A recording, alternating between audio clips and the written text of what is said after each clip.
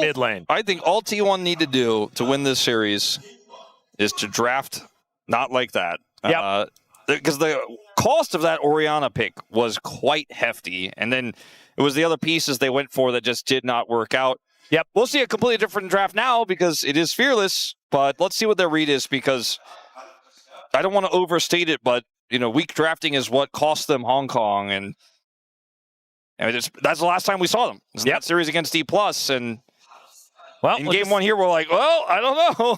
We'll just have to see how they right the ship, as the Brad Rumble have been taken away. The Aurora Karma also going to leave. And just to leave it as a bookend to that last series, I would like to quote Jamie on Reddit, who just said, "You've just got to put in a bit of effort and you can do anything." And I just think it's such a beautiful line. It really does sum up what KT did today in game number 1.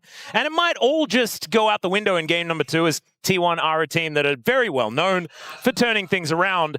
But we'll just have to see, as they are going to ban away the Yone from BDD. And see what the final ban is going to be here for KT, as I assume... They could just ban Azir if they want. I think looking for a bird is probably what they were considering, and there it is going to go. So is it just Oner's in first pick? It's for safety? I don't think so, but... They could. I mean, it's probably the next best thing at this point in time in the jungle. The Vi is another one. That one snuck through the ban list. This time it was banned in game number 1. Now... if they try to go Vi Ahri, Lissandra is pretty good right now. Ooh, true. And we have seen BDD play it to great success in the past. So something to think about a little bit here. I mean, both Faker and BDD. Just go Yunara Lulu. Yep, Yunara Lulu would certainly fit the bill. They're going to lock in the Nocturne first, though, for Cuzz. I wonder if T1 can deny the Lulu here somehow. I mean, you certainly could just pick, like, Aphelios Lulu if you wanted to. If the Lulu really was a priority, you could even pick Zeri. Like, there are plenty of things to play alongside it. I just don't know if Corki Nami is going to be enough necessarily, especially because you are playing a dive composition. Now, it's really easy to follow up on the Vi with the Nami. This is also a very winning lane that they've picked up here, and the Yunara does prefer to scale a little bit. The Yunara Lulu will come through, which will allow them to have a little bit more staying power, but... It's about how you play the lane, because we have also seen this be a very losing lane into Yunara Lulu as well. True. I mean, if Yunara ever gets control of a wave, she can just kind of do crazy things. Also, Effort was like... I swear to God, he's got like 4,000 games on Lulu. This guy has played a lot of this champion. I will have to, test myself to see exactly how many he has. I'm going to say that while Wolf is checking himself. Yeah, I'm just looking at my brain that's indexed. Like, it's got to be in his top 5 most played at least, right? It is not. He has 20 games of Lulu played. He's 50-50. What the heck? Wow. Well, I'm just a complete liar. So I apologize. It is his 9th most played. 9th most played is not where I was expecting. But it's very much in his top, 25% of. Is that everything? All career. Really? Wow. His number 1 played is Nautilus at 78, which shouldn't come to a surprise of anyone. Yeah, that's a really good point. All right, well, not as much of a Lulu aficionado. I guess when he was playing for T1, it was Faker playing Lulu all the time. It's all right. The Ahri going to be taken away to deny the Vi Ahri combination. There is the Na, so obviously they would like a I wonder if there's a pick here that T1 can find that would make aiming take cleanse. Because if he has barrier in this lane, I think he's very happy to play the 2v2. Galio and Ahri are taken away. 2 great champions to follow up on Vi dive. Well, Galio, and now the final ban here from T1. But T1 are making it pretty apparent they want to play Renekton. Indeed. Which makes a lot of sense. All threats onto this Yunara are going to be... Took away 2 blindable top lanes, I suppose you could say. There you go. So that Faker can get counter pick, maybe, is the... I mean, he's likely to get counter pick anyway. All right, we'll just have to see what Perfect is going to do to whatever Doran has decided to play towards that top side. There's no way he's actually playing Aurelion Sol. He could play something like Smolder mid or something crazy like that. Mel? Annie? Oh, Annie actually really fits the bill here. Yeah, I kind of like the Annie. Annie's one of those picks that is really strong right now, but kind of on the edge of the meta that you kind of forget about. And when it gets slammed down, you're like, oh my god, it's always the Giga Annie angle. Yeah, and it was sort of creeping in at the end of the LCK Cup, and then after a few patches where other mid laners kind of got toned down, she was certainly feeling a little bit more powerful. We did see her a fair bit in the in first stand, of course. Victor does not inspire confidence in this draft. I do not like the Victor. The Cassante is very safe. I think Cassante's fine. I think there are certainly options into it, but it's hard to like counter a Cassante who will just kind of do his job later on into the game. But he also often just relinquishes prio by default. When you have Annie in a lane where she can do well, we don't know what that matchup is going to be, but she does well in a lot of lanes, then you have prio to get this Nocturne through his pre-6 stages. Yeah. Well, Taliyah going to be the thought, and Taliyah Vi certainly is a pretty dangerous combination. But I haven't really been a huge fan of Taliyah more recently, but we know that Faker has done some amazing things on it as, okay, perfect, he's just going to lock the Vayne. And I really like this draft for KT until that moment. Yep. Yeah, he was watching Keen and he was like, I am inspired. And that was not my reaction. I'll give you my pick, which probably won't come to a shock as a shock to anybody who watched the show earlier. I think Shen goes super hard here. I thought Jax would have been fine. Jax too. is fine. I mean, imagine being able to join every single team fight, but also being able to be an additional way to empower the Yunara in team fights, because... Imagine having a Shen delivery system in like a turn the lights off and then boom, there's a ninja. Yeah. That would have been pretty cool. Instead, I mean, you can at least go invisible. Well, look, he's got prio. True. Okay, yeah, Wadid is right. Yeah. Perfect is like, I almost perfect game T1. Let me do it. Let me do it, Wadid. I was actually my personal addition to Wadid's lesson plan. I was like, please mention this as well. Because I was like, this has got to be discussed. And then here we are. Well, maybe Perfect can show us exactly why Keen picked it against G2 and they lost. Maybe there's an option there. It was in this exact same matchup as well. And Broken Blade actually did very, very well in it. We'll just have to see whether Doran is able to do the same thing as we are under the rift here for game number 2.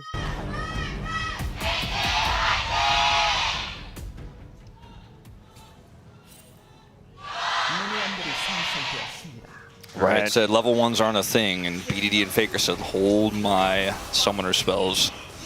Well, flash out already as they see BDD. Faker comes on over as well. That is going to be the Q connecting here from BDD to start things off, as Keria could be in a little bit of trouble. Aiming has that Q charged up, and Peyz also going to have to back away. Massive win here in the bottom lane for KT Rolster. I mean, you can press W over and over again, so at least Keria might be able to get some health bar back, but no flash? No heal either, and Aiming did take barrier because this draft didn't force him onto the cleanse. BD lost his stun, so that's something. That's something in the cons column for that play bottom side. Yep, few seconds he will be able to throw out enough Qs to get that one back again, but now KT moving towards T1 here, towards the bottom side, and we mentioned it already. You get control of the wave as Yunara, and you are just off to the races. That's why Faker and BDD came, because T1 are like, we cannot let him get control, and BDD is like, we need to get control. Yeah. And that's exactly what happened down there on the bottom side. Well, Perfect is going to make sure that Doran cannot lane. I guess after watching how the lane went in game 1, Perfect is like, give me the Vayne, and yeah, who can blame him? I mean, he's already in a I'm destroying this lane mindset. You may as well continue, as the Slurkle is going to go wide. Yeah, that's a little painful for Aiming there. Well, ultimately not matter too much because Keria was planning on backing either way. But now Cuzz is like, I'm Nocturne pre-6 and I'm not afraid. I actually have so much control here and have vision. He's even going to go over here and try to stay as Nocturne, steal away the blue buff. I mean, Oner is just not quite here in time. It's just not fair because Keria isn't here. It's just, he's not here in time, can't smite for this, and they pull it back, and now he is going to have to leave. Yep, Oner has to get out of there. That should mean that Cuzz can also collect the Gromp. He also hit the Dustbringer onto Oner, blind over the wall. It's all just going a little bit pear-shaped here, as Oner at least does have Smite, so he should be able to take this Gromp away. It's not going to be going over to Cuzz, although Cuzz does have the cooldown back up again. Wasn't quite able to win out the battle. Missing some minions. And all the while, Aiming sticks around in lane, and so is able to continue finding success as Oner takes another Dustbringer, Cuzz just tracking him all over the map. That does mean the Rift Scuttle are going to go over to Cuzz on the bottom side, and Oner will be able to get his on the top side of the map. So not end of the world, but still KT just going from strength to strength. I imagine that Perfect probably wants to back away, knowing that there is a Vi on his side of the map. It's pretty tricky to... Let's see. Okay, I'm going to hold my thought on this one. Pretty tricky for Oner to actually secure this buff because Vayne has insane prio. So yeah, he's just going to drop a ward and we'll know Cuzz's pathing, which he, I think, is pretty aware of right now. Yep. He is moving over to the vicinity, but Cuzz did. I mean, Cuzz did. You know, he doesn't have his smite back, and Oner didn't have to use this. Oh boy! Great shove. There's the flash in from Oner. Flash out from BDD. Golden shield, but there's first blood from Faker. Throws a rock on over, and that is T1 off to a much better start. Did cost them 2 flashes, but 100% worth it. Faker now in a pretty significant lead in the mid lane, and they are definitely going to call worth on that one. Oh, yeah. Much needed pick there, and BDD unfortunately just gets caught by the charged Q. Flash, great from Oner. It's going to be very important that T1 translates that advantage elsewhere on the map, though, because you can see Cuzz is really starting to take over, and has his smite available. Oner also has his. Fear Tether not quite going to work out there, as Oner will be able to secure a bunch of the, Raptors. I mean, he's up on farm now. He also got that kill. He's ahead on experience. I think he's kind of in the clear now. Yeah. I think he's gotten through the toughest part of the game state they were in. Oh, Peyz could be in a little bit of trouble here as aiming, trying to move forward, but the circle doesn't work. But the bubble is good. Flash out from Effort. That is going to keep him alive as Keria just barely didn't have his flash available. It could have been a moment there as now Peyz is in trouble himself. The flash comes in and the barrier is going to save the Corki, but can it save Keria? That's the question. Is Effort one auto away from dead and Keria picks it up.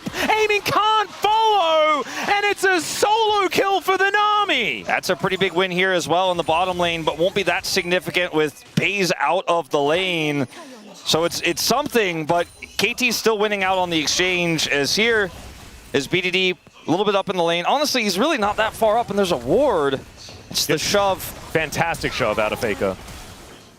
And I guess he was thinking, you know, he's not going to hit that. Faker does hit that.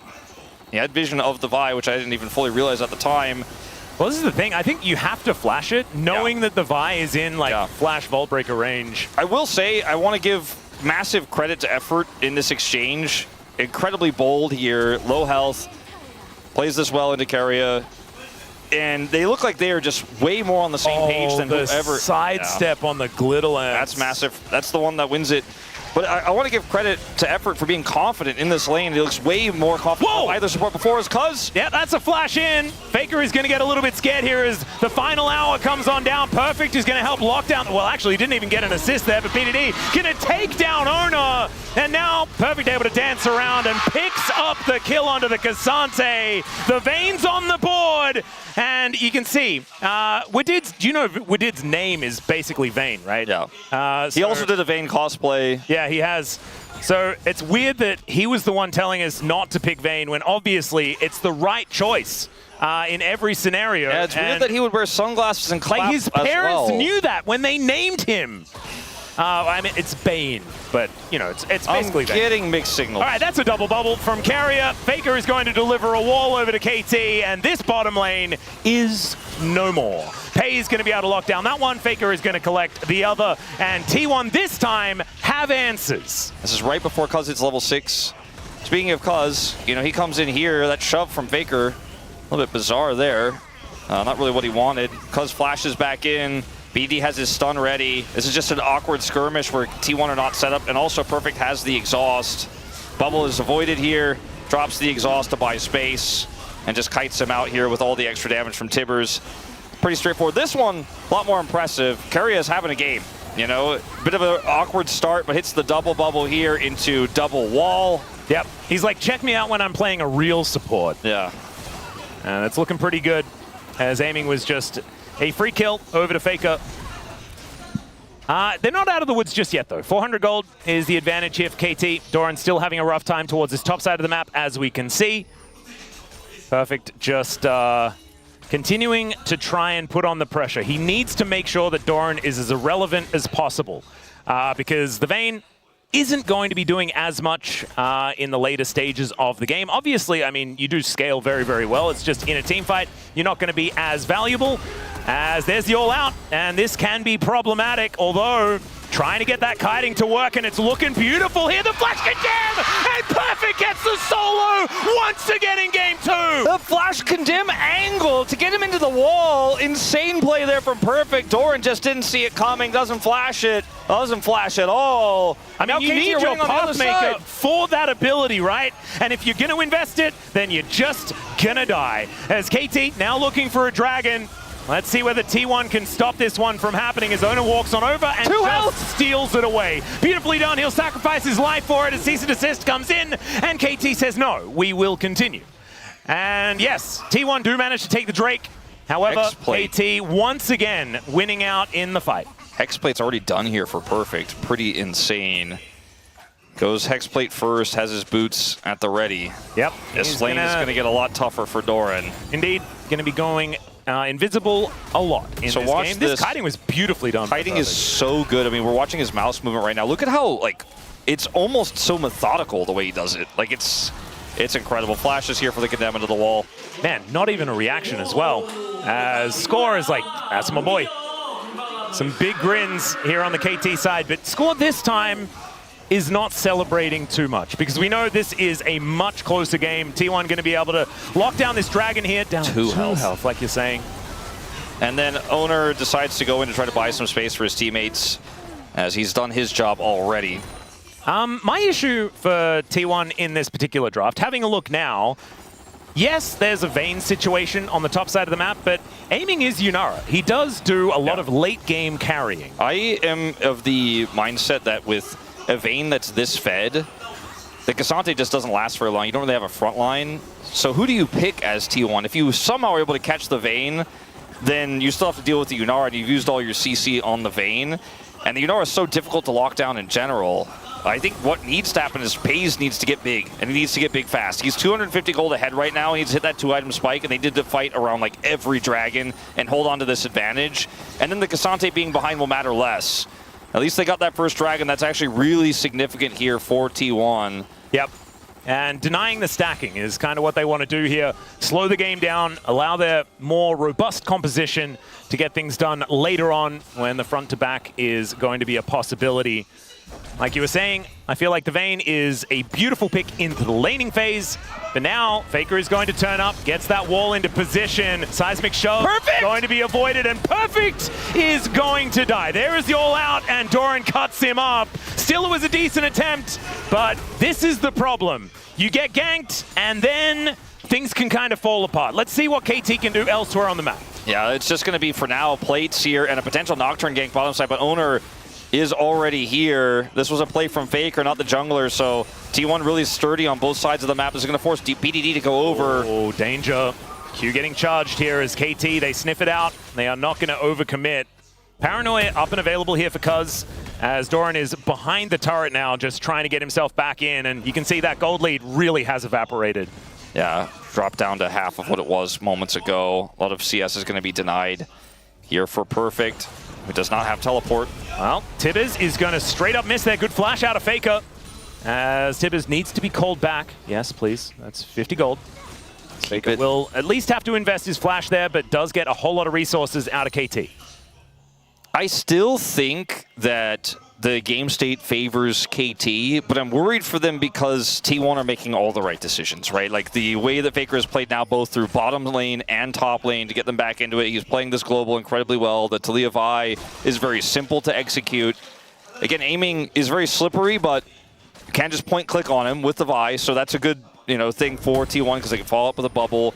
And T1 do have all the tools to win this game. And KT have not been able to turn this lead into a stable lead in this game by any means. So you be a little bit more safe, a little bit more careful with this advantage. Again, it's an advantage, but it's a small one. Well, you can see now T1, I mean, Peyz is also going to be a huge deal, right? You hit that 2-item spike, and then the Corki is going to be a huge issue come mid-game, and that's when T1 can play around the semi-global of the Weaver's Wall, things like this, to make things happen. a very different story to what we saw in game number 1. But, I mean, Perfect still has an advantage, is still able to put on a lot of pressure here in this game. And we'll just have to see whether he's going to be more relevant than the last time we saw a Vayne into Cassante, which was quite recently at first stand. Yeah, Keen doesn't like to be reminded of that. The last time we saw a Vayne cosplay out of Peyz Kim on the desk was also when Keen played it and lost at the LCK Cup finals. But this is a different time. Perfect is not gonna. We're not gonna have Caster Curse coming through here. Nope. Doran went Aftershock, by the way, which I not even pick up on until I just saw it proc right there. It's kind of interesting. Certainly is. Doesn't feel like it's for lane, especially if you have it active when Silver Bolts is happening. I do think that Grasp is pretty useless here. Yeah. So maybe that's the idea, is just get something else that... Also, just like, it allows you to be more valuable in team fights if you are incredibly far behind. Yeah, it's pretty interesting, actually. Does have the Frozen Heart now completed as Paranoia comes down once again, and Faker just rides the wall to safety. There is no opening CC to get him off the wall for a Nocturne, and so therefore you can kind of just do that. And if you activate it, you know, after the Paranoia is reactivated, you're just out of there. Cuzz, though, will have the Paranoia back up again very, very soon. Ultimate Hunter there does have a few stacks available. They're playing the map really well. Like, they get away from that gank. They're able to now take Dragon. Oner still has his ultimate available, so it's really difficult to team fight here with KT missing that opportunity onto Faker. And the Weaver's Wall isn't required for them to take the Dragon because they already had full prio, so Faker doesn't really lose anything from this. And this game is slowly but surely falling out of KT's hands, despite a great start. And this is one of the issues with these Vayne compositions, is you're kind of required to continue putting on pressure, and it's always a target, as Perfect is going to be very pushed up the majority of the time, right? And so you can see, does have to play very carefully when he thinks that Oner is in the area. As the Rift Herald has now spawned, let's see who is going to be looking towards that as aiming rotates over. As these rockets not quite connecting, but then Peyz just turns the Gatling gun towards the Yunara and she goes down to 50% health. Trinity Force now completed for Peyz. Large reason as to why a fair bit of damage is occurring.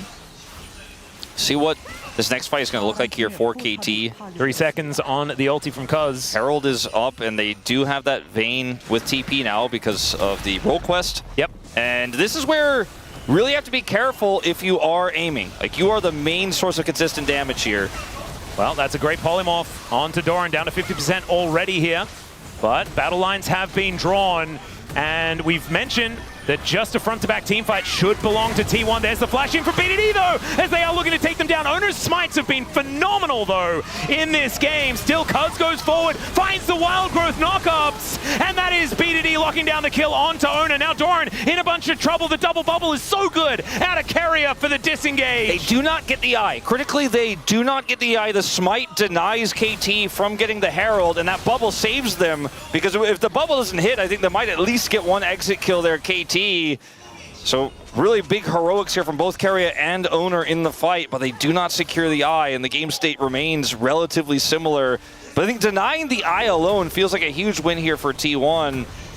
Yep. See exactly how low this gets. Once again, it's just a beautiful smite angle from Oner. I didn't even see what the number went to. The tidal wave actually denies KT on the follow-up as well. I mean, this is a beautiful wild growth setup for Cuzz. Doran gets incredibly low, but is healed up, and he gets out, and that bubble just makes it a free escape, as aiming still had flash. Could have actually looked to chase that further, but it's a denial for T1 fans who are having a stressful day here at the Telecom War. It's certainly looking like a stressful day. And I just I'm kind of rooting for T1 because I just want to see more. When the Telecom War is competitive, it's just the best. And we got gifted it at the World Championship. Faker is very close to just dying. Does throw out the threaded volley, though. Tibbers needs to tank that one up as BDD is still on the chase. The Molten Shield going to speed up the bear, but it's not going to make him fast enough as Faker was skating away. But BDD looking scary here with that Malignant stun. Yeah, not going to be too impactful either on either side of things, but Faker looks like he's considering even Weaver's walling back to the lane. I'm just going to, this looked weird on the minimap, just going to surf back And we'll lose a lot of minions as a result of it. So small advantage there to BDD. Neither player had Flash available, or Faker flashed out of it, so it doesn't have it available anymore. Just talking about the exchange, they're both flashless at the moment. 90 seconds till his dragon spawns. And this is where, I think if you're T1, if you just give this up, you're giving so much scaling to KT. You want to fight and you want to win the fight, and not just walk away with a smite steal. Yeah, as now you've got Cuzz able to get that spell shield off.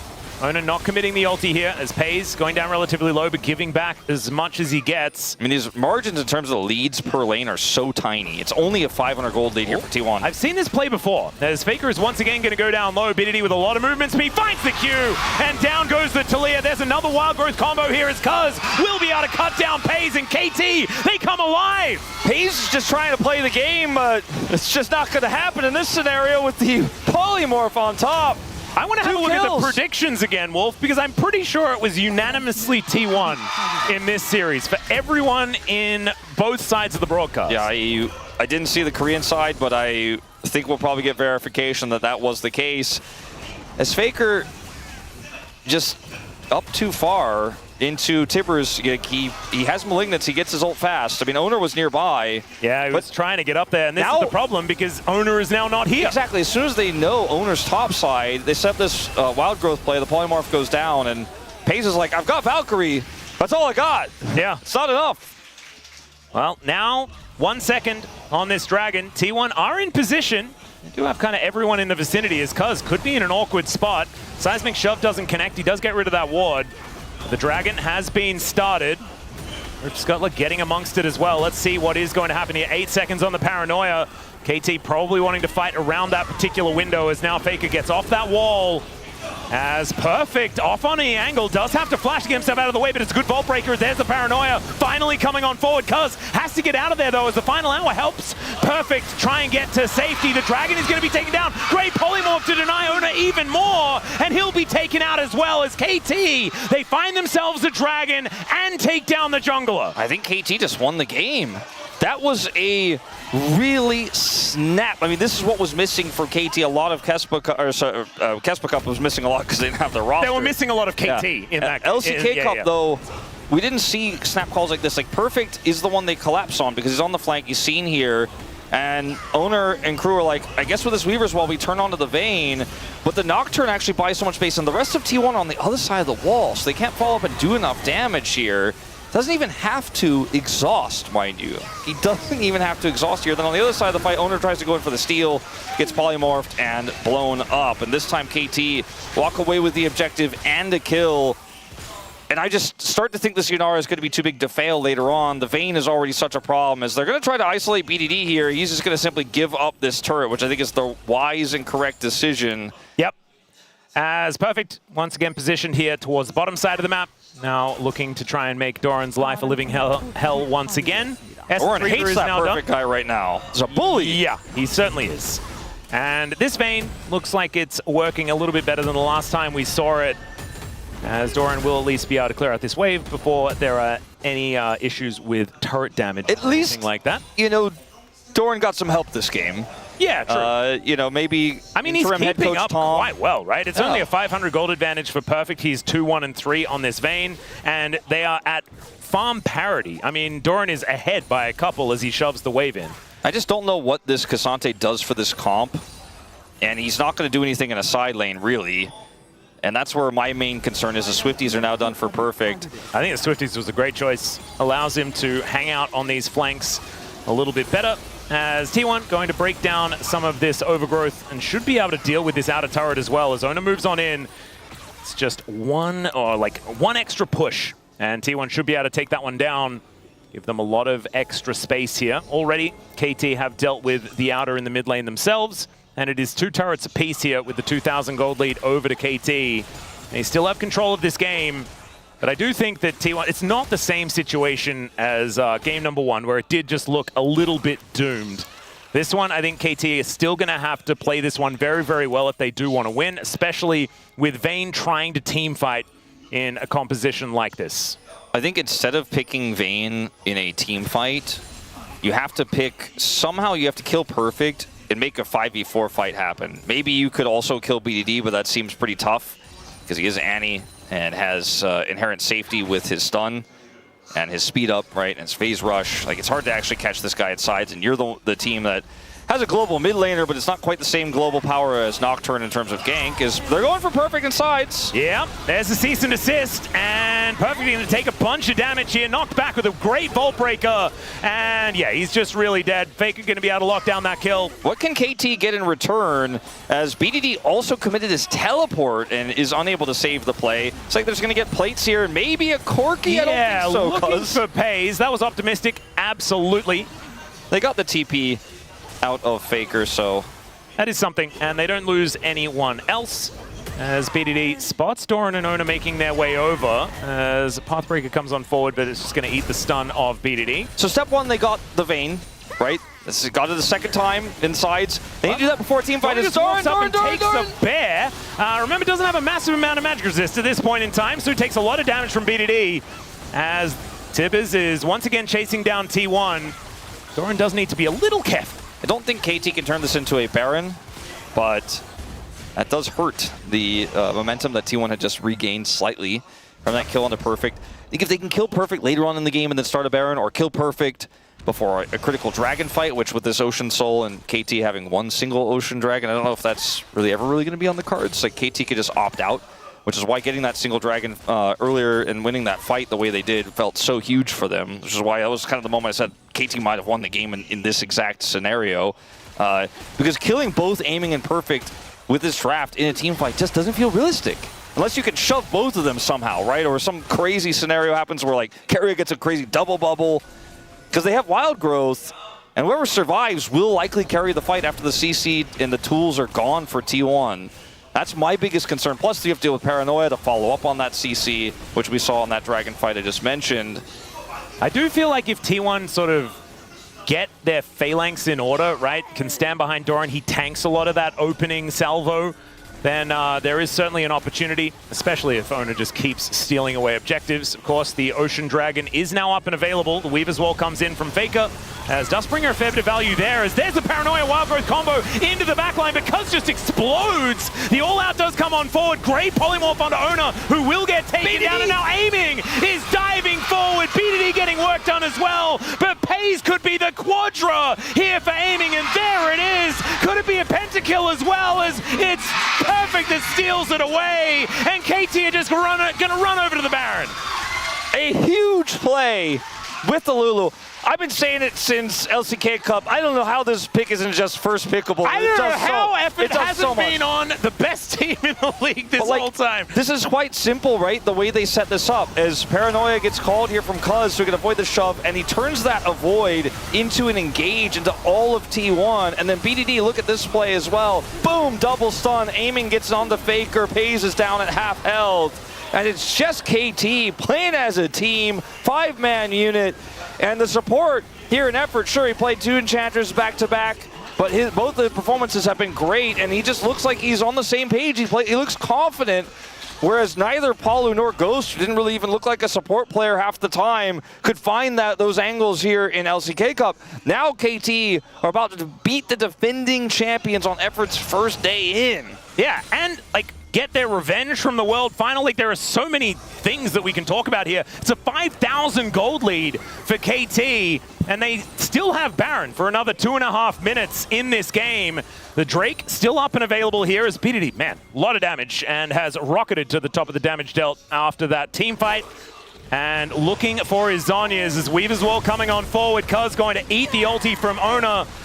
And that, I mean, that spell shield timing was kind of ridiculous. I heard the smite come through. I think he did try to break it with the smite, but it just didn't quite work.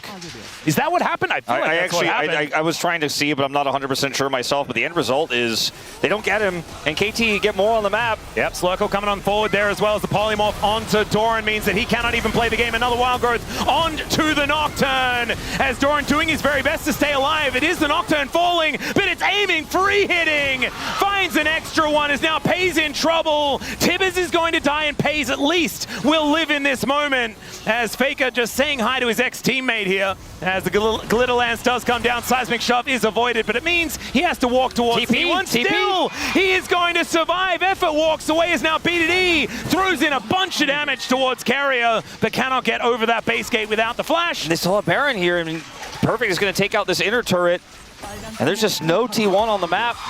This is going to be a huge cheer from KT post the play. There's no jungler here for KT, but they don't need one to take this dragon, frankly. The control they have right now, and they have the damage to back it up. In moments like this, Doran is trying to be that front line you talked about, but there's just so much damage with double AD carry here, and he doesn't have MR. So even though he's itemized against double AD carry here, BDD does so much to him, he just melts. He's practically doesn't exist in these fights. And when you're behind the 8-ball, it's hard to play this comp like a pick comp. The Vi Taliyah just doesn't work, and there's too much damage. I think this Vayne pick worked well in the isolated matchup into the Cassante, but also just works well as a big secondary consistent damage threat in team fights. Not to mention the fact that Doran is a lot smaller than he otherwise would have been. He's died 4 times so far in this game. I mean, obviously has been able to keep up in farm, so hasn't been kept down as much as he possibly could have. He's one of the smaller gold differences across the board, but it still doesn't matter. Yeah, in goes Oner. There's the paranoia to avoid being picked off. Aiming gets himself to safety. Didn't have to use the flash, but did use the ulti. Flash was obviously on cooldown, and so wasn't able to use it anyway. But now doesn't have the extra damage available if T1 does decide to try and force something. 3 minutes on the Baron and 4 minutes on the Drake means that there's not a whole lot to fight for at this particular point in time. As Seismic Shove is going to connect their beautiful pick here from T1. They take down BDD. Unfortunately, Baron isn't up. Yeah, so it's just going to be a little bit of gold and a little bit more control over your own jungle finally. Yeah. Buying some space. But the last 2 picks we saw, this one onto BDD and one much earlier, the pick onto Perfect, came at pretty inopportune times for T1, where getting the pick means, you know, you feel okay about getting your blue buff if you're Oner, and that's like, and Faker's like, I'm gonna clear this wave, and Doran's like, maybe I can step across the equator in this game. So it's a win, but it ultimately just is a tiny 300 gold dent into KT's massive lead, and when these real objectives are up, that's when you really need to set these picks, you know, get them to go in. Because I don't think you can 5v5 anymore. If you could get a pick like that before a fight in 5v4, I think you absolutely can do that as T1. I think they have to keep hoping for that. The fact that they were able to make this pick work and punish KT is a good sign, because we know it's possible even 5,000 gold behind. Let's see if they can do it at a more relevant timing, though. Yeah, my issue is that Aiming's just hit 4 items. This Yunara is very, very large. Infinity Edge in hand, as well as the Lord Dom, so even Doran is not going to be having a great time. Final hour is propped here towards the top side of the map, as there's a paranoia as well. Cuzz going to pay a visit to Doran, who will just, do his very best to survive, and it is not going to work. Another kill goes over to this Vayne. He didn't have exhaust, didn't need it, has it now. So it's like, all right, you killed me once in my overextension, KT say, but I'm back. And I'm still pushing, and we're still controlling your jungle. All right, inner turret is going to fall down here as well, and that lead will extend. 6,000 gold here for KT. Not as big as game number 1, but it is still feeling like they have full control here. As we check out this fight, this was a long time ago as they find BDD. Yeah, so a while ago, but again, nothing up. Just an overextension, good shove there from Faker. Here, Doran doesn't have any resources. Anybody can help him out. A few Weaver's Wall here, try to make some play on the defensive. It's so expensive, and you're probably not going to save him anyways. Look at how quickly he dies, even with his itemization. Yep. And it feels like Perfect can just kind of tumble all the time. Now, is he going for a Randuin's? That would be kind of crazy. So. Warden's Mail has been picked up here. So Perfect just making himself as durable as possible. Paranoia coming down once again. Here is another Wild Growth on top of Cuzz. But this time he is going to get isolated. Effort going to get pulled out here by Doran, who is looking to try and take him out. He does keep himself alive for a decent amount of time, and it's 2 kills here for T1. And now the carries don't have quite as much utility, but there's the exhaust out of the Vayne, and Perfect is able to take down Peyz. Doran now in a little bit of trouble as Aiming able to sidestep, dashes forward into the rocks. Didn't really want to do that, but they still managed to take down Doran. And Oner is over this wall and decides against going for anything more. It looked good in the beginning for T1, but KT answered. KT were nowhere near the Wild Growth Paranoia setup to follow up. So it's essentially a donation. Like, watch this again. Look at where effort and aiming are right now. Effort flash to try to follow. Aiming's like, it's a Cassante right there. This is essentially freebies, right? And then KT win a 3v5 fight. They're like, all right, well, oops. Yes, we'll 3v5 and destroy you as Oner is alone isolated. They then turn their attention to Peyz because the setup here is so awkward for both sides because of the Raptor Pit, right? The reason why KT can't follow up on the Wild Growth is the Raptor Pit, and the reason why KT then punished T1 is because T1 are kind of stuck split on the other side of the Raptor Pit, and they just get torn to shreds. Not to mention, I mean, also, things could have been even better for KT if aiming hadn't have just slid through all of the gravel, which didn't quite necessarily work out. Now KT are looking for Soul Point, triple Ocean Dragons. And I kind of feel like Ocean is practically worthless for this comp. I mean, it's like, doesn't even do anything for them. Just for Perfect in a side lane, right? It'll just be kind of really difficult to kill it. It's kind of tough already. Yeah. All right, Weaver's Wall coming on forward here as Faker is going to try and play some defense. The bubble connects onto Tibbers as the wall does fall down. This time around, though, the Paranoia doesn't net any kills. However, Cuzz doesn't die. Ultimate Hunter was a mistake. He does kind of just get to press this button. It's crazy. Look at this cooldown. Yeah, like, exactly. It's already almost halfway back. And this Baron is also not long for the world. They have a lot of damage. Perfect isn't even hitting it as in goes Oner. It's the steal from Peyz as the Guardian Angel is going to get procced. I don't think that T1 are going to keep their jungler alive, but Cuzz may be dead as well. Does keep himself up with the help of the Mikhails out of effort.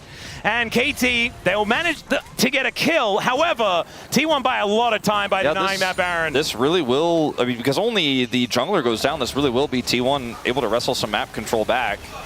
So this is pretty relevant in this game. I don't know if it'll save the game, but we'll go watch this again as Peyz over the wall here blasts it. And Oner goes through, goes into his GA, will still die, as he just put his GA together right before this. Cuzz has helped survive with all of that from effort, all of the abilities, the Mikhails you mentioned, as well as the Wild Growth. There's another Paranoia. As you said, it's got a 2-second cooldown. Is now Perfect. He thinks he's found Faker. It's going to be hard to tumble over those rocks, though, but still, let's have a look at what's happening towards the bottom side of the map as Doran gets a little bit frightened and might be able to take down Cuzz. He'll find it! And it's a 1-for-1 on the bottom side. But another Baron buff is down, and Faker's pushed out of the lane here. So he had Baron empowered recall, went into the brush, bought time with his rocks. He gets away, but kind of crazy that he escaped that. I had a look. I'm like, did he teleport out? What did he do? I also was wondering when I was looking on the minimap, but he just did mid lane power recall and left. All right. Well, aiming now has a GA. That is a little bit frightening. Perfect is building towards item number 4. Still getting he is level 19 things in order. Yeah, level 19 on the Vayne is scary. This is really well played by Doran. Cuzz obviously just is a Nocturne and cannot actually cut through. Double cannon Baroned up minions here. And that is definitely helping Doran do a bunch of extra damage. And Nocturne is just always going to struggle to scratch Cassante in these types of moments. Also, Jack Shows was done, I believe, for that as well. So that's going to be what helps Doran get just over the line a little bit there with the extra damage from the cannon minions, who will now go down in this bottom lane. So T1 have bought several new leases on life. Yeah, this game has gotten silly. But I still think most of the problems that we've talked about for the last 15 minutes persist. And they need to get a pick before a team fight, or even like when they got 2 picks because Nocturne and Lulu just kind of gifted. They were not able to win the fight. So when we get to this next Dragon in 2 minutes, or the Baron that comes much later, they need to do something, set up a pick before that. Or like maybe Corki is big enough now that he could help front to back, or Vayne overextends into the rocks, or some error happens. But I mean, honestly, KT are not in it really, but they're still alive. Yeah, the thing is, like, if KT do mess it up, things can go horribly wrong quite quickly, you know? Because if Perfect is caught out, then it's only aiming that's really able to carry these fights forward, and they have a lot of abilities to lock down that single target. Namely, cease and desist out of Oner, You got to kill aiming twice, by the way. That is a good point. But KT lying in wait here, and they have a lot of control of the map right now. Perfect is on a ward. If KT don't have, like, if they don't use their wild growth for a Cuzz engage, they could also just use it to empower aiming, which hasn't really been how they've been using it at all this game. Yeah. And that's something that T1 will have to deal with, is a wild growth aiming that will revive, while also a Vayne is shooting at them. Well, aiming is walking forward now. Regrets it immediately. That's a pretty big win for T1. Like, he does have 3 Ocean Dragons. Yeah, the Ocean Dragon problem is certainly one.